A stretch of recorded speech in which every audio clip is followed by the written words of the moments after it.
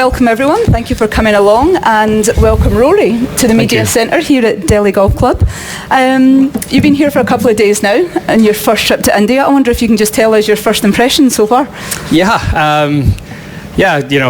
It's great to be here first and foremost. India is a country that I've wanted to travel to for a long time, and it's a very vibrant place. I haven't had a chance to see a lot of the country or a lot of the city, but the welcome has been incredible, and everyone that I've met has been wonderful and welcoming. So I really appreciate that.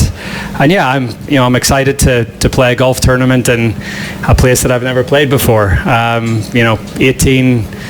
18 odd years into a professional career, and to still be able to do things for the first time is something that excites me. I've watched this, not this tournament, obviously it's a new tournament, but I've watched tournaments on this golf course over the years on TV, and the course certainly lives up to its reputation. So excited to get out there and take it on this week, and excited to get going, and can't wait to play in front of a lot of Indian fans that'll hopefully be out there over the next few days. Okay, excellent. We'll go straight to questions. Who wants to go first? We'll go to Joy. Hi Rory, you've seen the welcome. You'll see it a lot all the 4 days. Taking you back to the US, the fan views. Did it change you as a golfer as you come to another place? I don't think no, I don't think so. I think obviously it's been 2 weeks, and I've been following the sort of the narrative coming out of the Ryder Cup just like everyone else, but unfortunately I think it takes away from what we should be focused on is what an incredible performance it was by the European team. Obviously as I'm playing my matches, I'm focused on trying to win my point. You see that the other guys are winning their matches or they're doing well, but you don't realize how well they're playing. So just over the last 2 weeks, being able to watch the highlights and just see, especially those first 2 days in the foursomes and the four balls, just how good the European team were. The Americans would hit it close, we would hit it closer. The Americans would hole a putt, we'd hole a putt on top of them, and it just happened every single time. And I think the unfortunate thing is, it seems like people aren't remembering that, and they're remembering the week for the wrong reasons. So I'd like to shift the narrative a little bit and just focus on how good the European team were, and how proud I was to be a part of that team to win an away Ryder Cup. Okay, we'll go to Swami. Rory, first of all, congratulations again for the Masters, the Green Jacket, and the Ryder Cup. My 2 stock questions are over, in the sense, when is the next major, and when are you coming to India? So now, at the start of the year... Midpoint of today's coverage, Rory McIlroy's first ever visit to India continues to shape the energy around this tournament.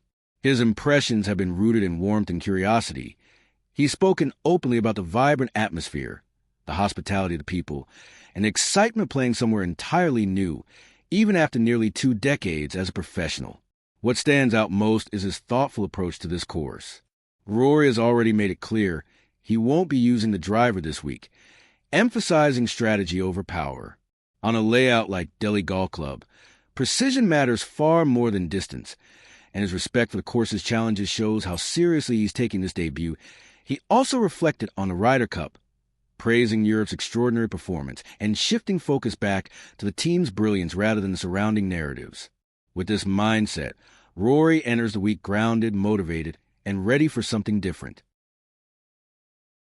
It's always been the Desert Classic. Can the DP World India Championship become your end of the year kind of thing? It kind of fits in very nicely with your schedule. Yeah, it absolutely does. And I would say as time goes on, my schedule will get hopefully more international, because that's what I enjoy doing. And I've always said that, but I think over the last few years, I've enjoyed it even more. I've enjoyed the travel. I've enjoyed getting to play in front of people that I've never played in front of before. So, but it fits really nicely. Because there is I'll always go back and play the Irish Open in Wentworth in September, and then you sort of have, especially in non-Ryder Cup years, you've got some choices to make. Where do you want to play? How much do you want to play? Do you want to take some time off? But this event certainly fits into a nice part of the year. One small question: did you have any bucket list to do in India apart from play 4 days here? Did you have any small bits that you wanted to do in India? You've never been. Your man out there has been in India quite a long time. So, did you have any ideas? I'd love to go and see a cricket game. I'd love to go watch a cricket match. I don't think there's anything. I know IPL isn't on until next month, maybe. What's that? It's going to start a bit later. Yeah, so I'd love to come back and do that. Or I'm a bit of a sicko. I love sitting down and watching test matches. So I'm going to be in Australia later this year, and the Ashes is going to be on. So that's something that I'm quite excited to. I don't think I'll be able to get to a game, but at least with the Ashes being on, and I'd love to be here while a test series is going on between India and England, or India and Australia, or whatever it is. So I'd love to do that. Obviously, the Taj Mahal is something that I would love to do. But I didn't have time this year. But hopefully, if I do come back in years to come, it'd be really nice to bring the family and to experience that together. And yeah, it's obviously a very, very big country. There's a lot to see. Obviously, we're just around Delhi here, but you head south and you head to a lot of other wonderful places, and I hear down on the the sort of southwest coast is beautiful, and so there's so much to see. It's such a big country, but I guess my immediate thing I'm hoping for right now is, as you say, play a first good 2 days and at least be here for the weekend, and then hopefully enjoy the weekend after that. Okay, we'll go to Joy next. Rory, 2 questions from me. The first one is very easy. This golf course, what did you think of it? And we all know how you drive the ball. How much of an advantage? Where are you going to hit the driver? And is that the smartest play on this golf course? I'd say the next time I'll hit my driver will be in Abu Dhabi. I don't think I'll hit a driver this week. It just doesn't, I just don't feel like the risk is worth the reward. I'd rather leave myself 2 or 3 clubs back and hit a 7-iron into a par 4 instead of hitting a wedge where you bring, you just get it offline here and the ball's gone. You're hitting it into jungle, and you're not going to be able to get it out, and it just you can rack up a very big number very quickly. So being strategic and being smart with your with your play off the tee especially is very important. Like, I see why SSP's done so well around here. Whenever you just keep hitting it down the middle, hit it 260, 250, 260 every single time, and if you do that, then you can do very well around this golf course. And the second question, Rory, is I know you're a voracious reader.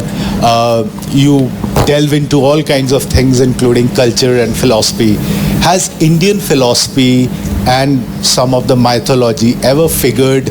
Because I've heard stories that you delved a bit into Bhagavad Gita before the Masters, some of the learnings from that. Is that true? Yeah,